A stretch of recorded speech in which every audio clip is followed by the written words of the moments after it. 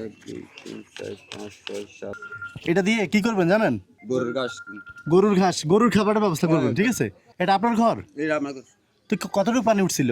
তো পানি প্রায় 1 দিকে ওই দেখছেন না ওই সব দেখছেন হুম, ওটা তো পুরো ক্ষেতের মতো হয়ে গেছে এখন। ক্ষেতের মতন দেয়াল দেয় কাটা দেখবেন ভিতরে দেখুন। আচ্ছা আমি ঢুকতে চাইছি, দেখি। ও আচ্ছা আচ্ছা আচ্ছা, এটা কি মানুষ থাকতে পারে এখানে বলেন? হ্যাঁ আগে তো মানুষ ছিল। ঠিক আছে, তো হ্যাঁ, তা আপনি কোথায় ছিলেন? এদের আমার বাড়ি ঘর। বাইরের করে আশ্রয় নিছে। আচ্ছা, বাইরের ঘরে দিয়েছেন, এখনো বাইরের ঘরে থাকেন? হ্যাঁ বাইরের ঘর। বাইরে কি ঘর? এই ঘরে মানে পাকা ঘর, বিল্ডিং ঘর? আচ্ছা আচ্ছা। আপনার কয়জন সদস্য, কয়জন? আপনারা আসি 6-7 জন আছি। আচ্ছা আসেন, এদিকে আসেন। আহা, তো আর বাইরে থেকে কি অবস্থা! হ্যাঁ, পুরো একটা ঘরের কি অবস্থা!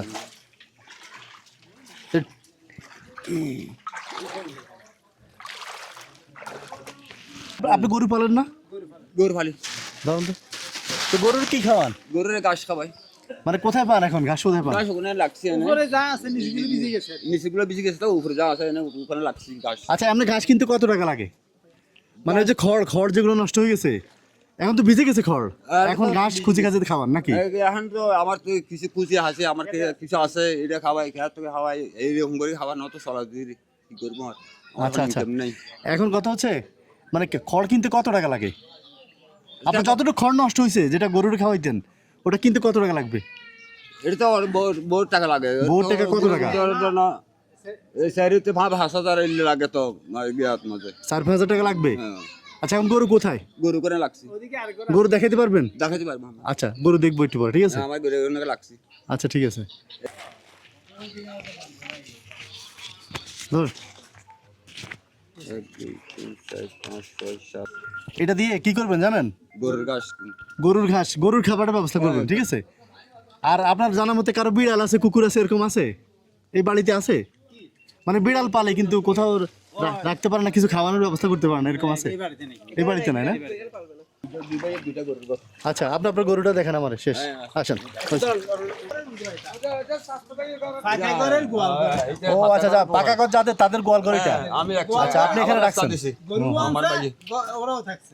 আচ্ছা, যাই হোক, আপনি গরুর জন্য খাবার নিয়ে আসবেন এই টাকা দিয়ে, ঠিক আছে? আচ্ছা ঠিক আছে। 4টা মেয়ে, একটা ছেলে, কিভাবে মারা গেছে আপনার স্বামী? মানে তো কিভাবে চলে পরিবার? কোনোরকম চলতে কাজ করে না চলে নেই বুঝছি। এখন বোন নাকি পানি উঠছে? আচ্ছা ধরেন, এটা আমাদের পক্ষ থেকে নেন। পানি কি আছে না নাই? আছে না? আচ্ছা ধরেন, 2,000 টাকা রাখেন, ঠিক আছে? হ্যাঁ